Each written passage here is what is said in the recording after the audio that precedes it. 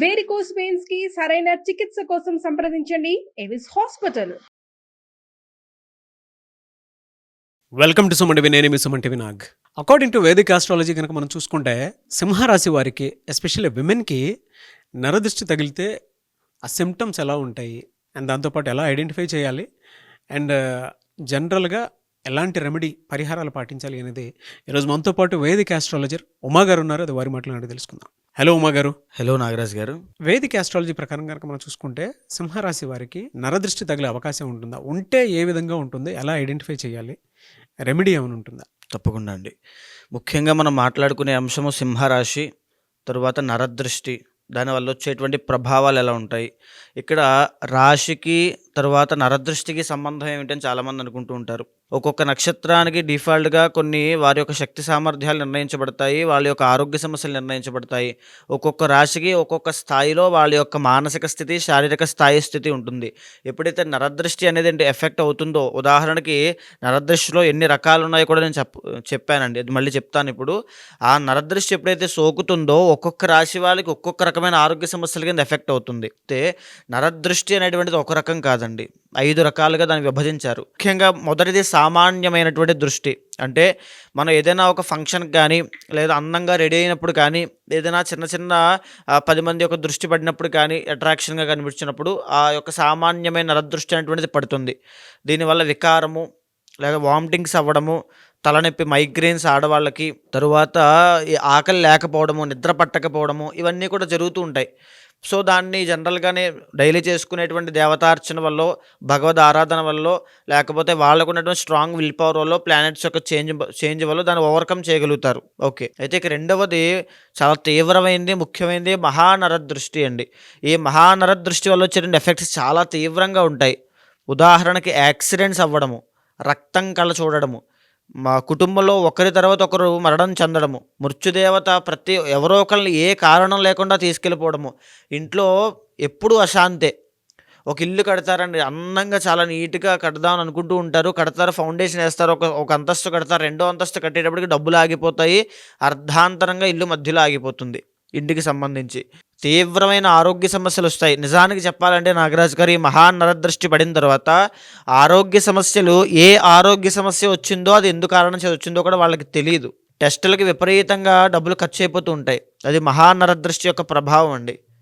అయితే ఇక మూడవది సంభోగ దృష్టి.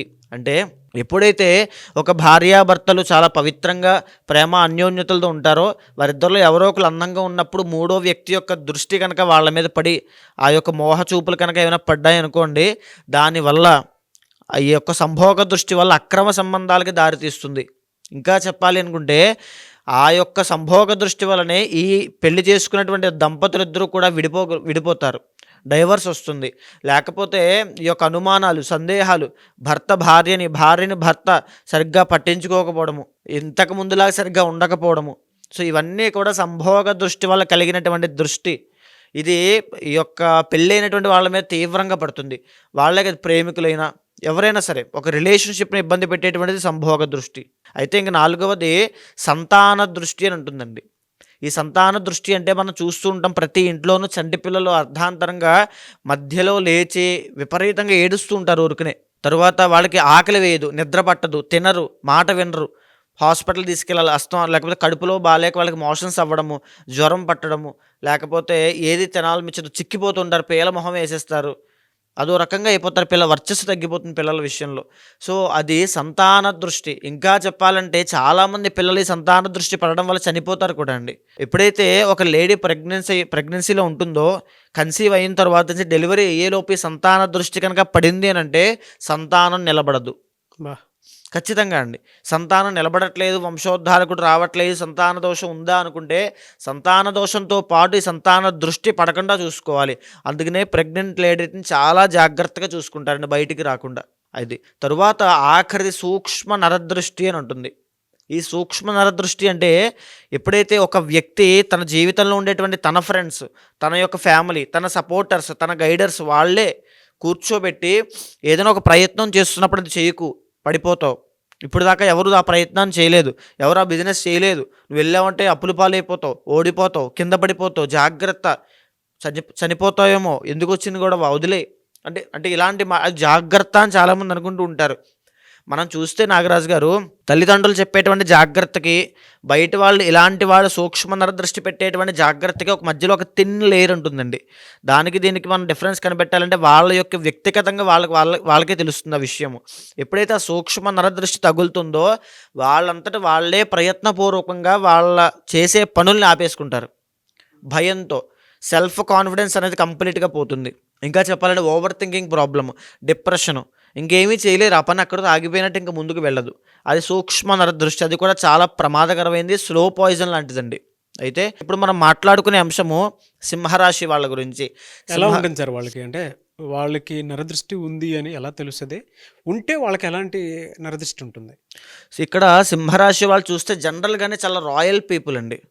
సో వీళ్ళకి మహానరదృష్టి తగిలే అవకాశాలు చాలా ఎక్కువ ఉంటాయి.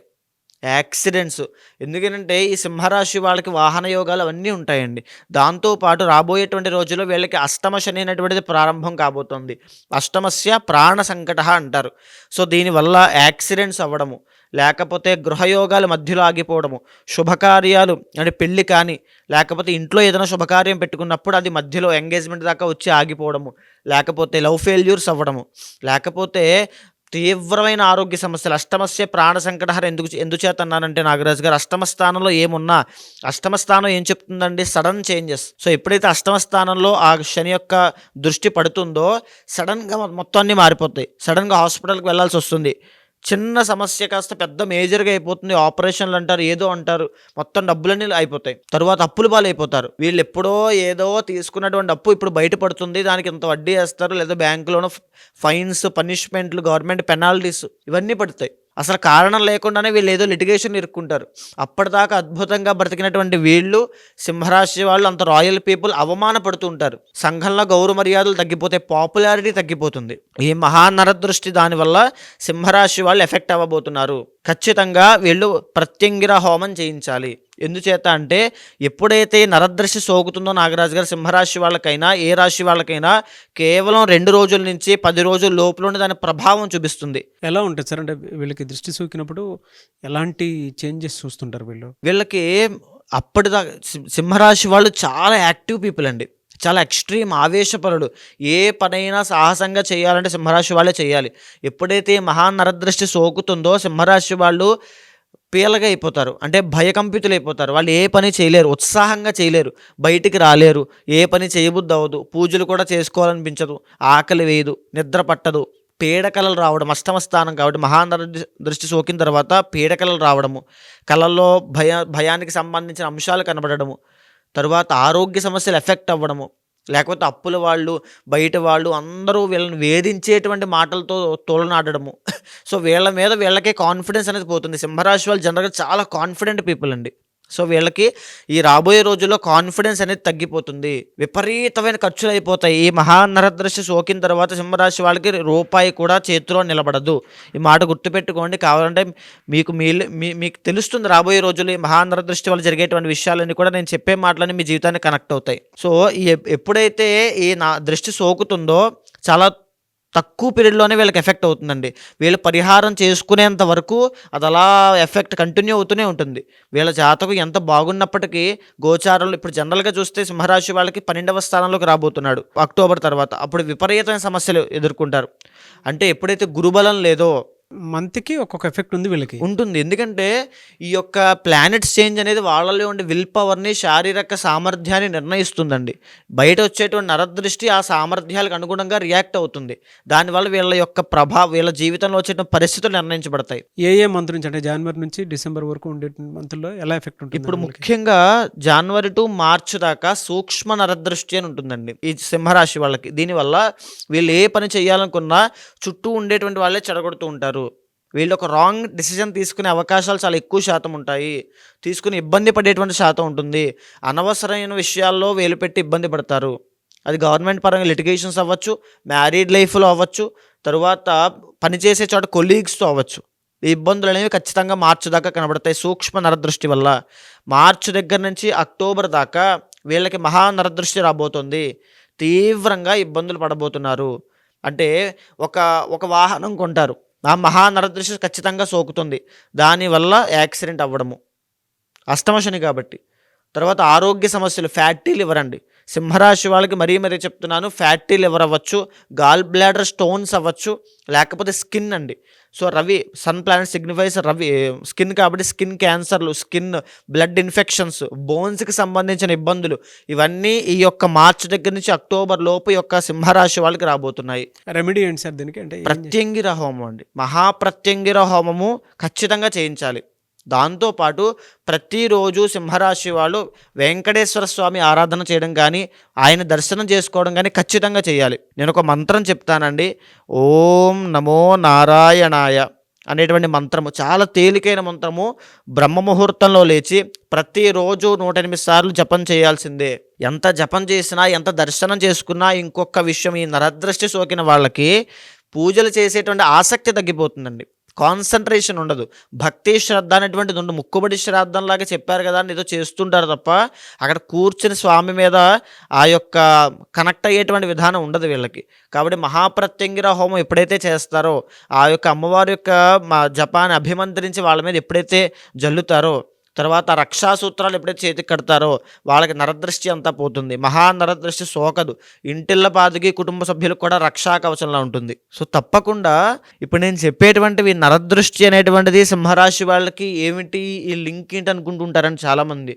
సో రాబోయే రోజుల్లో వాళ్ళు చూడబోతున్నారు, ఇవన్నీ కూడా వాళ్ళకి అర్థమవుతాయి. ఇప్పుడు చెప్పినటువంటి మాటలు ఆ రోజు ఆయన చెప్పారు కదా అని గుర్తుకొస్తాయి వాళ్ళకన్నీ కూడా.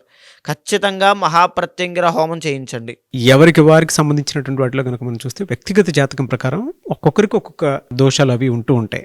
జనరల్గా మీ దగ్గరకు వచ్చి ఏదైనా యజ్ఞాలు, యాగాలు, హోమాలు చేయించుకుందాం అనుకున్నటువంటి వాళ్ళు ఉంటారు, పెళ్లిళ్ళకు ముహూర్తం పెట్టించుకోవాలి అనుకున్నటువంటి వాళ్ళు ఉంటారు, దాంతోపాటు కొంతమంది అన్నప్రాసన వాటికి సంబంధించింది కూడా ఉంటుంది, కొన్ని యజ్ఞాలు, యాగాలు, హోమాలు. సో వాళ్ళ బిలీఫ్ సిస్టమ్ ప్రకారం మిమ్మల్ని అప్రోచ్ అవుదాం అనుకుంటారు. అది ఏ రాశి వారైనా సరే, ఏ నక్షత్రం వారైనా సరే. వాళ్ళకి మీరు టైం ఇస్తారా? అపాయింట్మెంట్ తీసుకోవచ్చా? ప్రాసెస్ ఏంటి? తప్పకుండా అండి. మీరు కింద కనిపించేటువంటి నెంబర్కి కనుక కాంటాక్ట్ అయితే, ముఖ్యంగా ఈ జ్యోతిష్ శాస్త్రంలో ఎలాంటి సమస్యలున్నా, సందేహాలున్నా, లేకపోతే ఏదో మా మీద దుష్ప్రభావాలు ఉన్నాయి, ఇంట్లో శుభకార్యాలు ఆగిపోతున్నాయి, ఏంటో తెలియనటువంటి జీవితంలో అయిపోతుంది అనేటువంటి బాధ కానీ ఏమైనా ఉన్నా, ఖచ్చితంగా జ్యోతిష శాస్త్రం అనేటువంటిది నిర్దిష్టమైన పరిహారం ప్రతి ఒక్కరికి చూపిస్తుందండి. ఆస్ట్రాలజీ అనేటువంటిది ఒక ఆయుధం లాంటిది మన భారతదేశంలో. ఇది వెస్ట్రన్ కల్చర్లో కూడా అలవాటైందంటే దీని యొక్క పవర్ ఏంటో ఆలోచించవచ్చు. సో ఆస్ట్రాలజీ ద్వారా ప్రతి మనిషిని ప్రిడిక్ట్ చేయొచ్చు. ఆ వ్యక్తికి ఎప్పుడు ఎలాంటి సమయాల్లో ఎలాంటి జాగ్రత్తలు తీసుకోవాలో తెలుసుకోవచ్చు.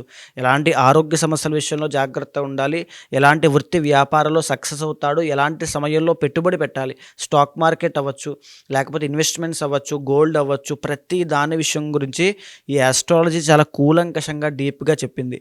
కాబట్టి దీన్ని అర్థం చేసుకునే విధానంలో తప్పకుండా అప్రోచ్ అవ్వచ్చు. ఖచ్చితంగా ఆ ముహూర్తాలకైనా సరే, యజ్ఞ యాగాదులకైనా, ఏ పూజా కార్యక్రమానికైనా తప్పకుండా అపాయింట్మెంట్ తీసుకోండి. కన్సల్ట్ అవుతాను, ఖచ్చితంగా చేపిస్తాను. డెఫినెట్గా. ఎనీవే సార్, థ్యాంక్ యూ అండి. థ్యాంక్ యూ సో మచ్ అమ్మ గారు. థ్యాంక్ యూ అండి. చూసారు కదా వీడియో. ఈ వీడియోపై మీ అభిప్రాయాన్ని కమెంట్ బాక్స్లో పోస్ట్ చేయండి. ముఖ్యంగా మీరు కనుక ఉమా గారిని వేదిక్ ఆస్ట్రాలజీ ప్రకారం మీకు ఉండేటువంటి లైఫ్ స్టైల్లో ఏదైనా చేంజెస్ తీసుకురావాలి అనుకున్నటువంటి వాళ్ళు, లేదనంటే ఏదైనా యజ్ఞాలు, యాగాలు, హోమాలు లాంటివి చేసుకోవాలి అనుకున్నా, అండ్ దాంతోపాటు మీకు ఏదైనా డౌట్స్ ఉన్నా కూడా త్రూ వేదిక్ ఆస్ట్రాలజీ కనుక వెళ్ళాలి అనుకుంటే స్క్రీన్ మీద మీకు ఉమా గారి కాంటాక్ట్ నెంబర్ కనిపిస్తుందని మీరు కాల్ ఆర్ మెసేజ్ వాట్సాప్ చేసి వెంటనే అపాయింట్మెంట్ బుక్ చేసుకోవచ్చు. అండ్ ఈ వీడియో లైక్ చేయండి, షేర్ మాత్రం తప్పకుండా చేయండి. ఇలాంటి మరిన్ని వీడియోస్ కోసం మా ఛానల్ ఫాలో అవ్వండి. Thank you.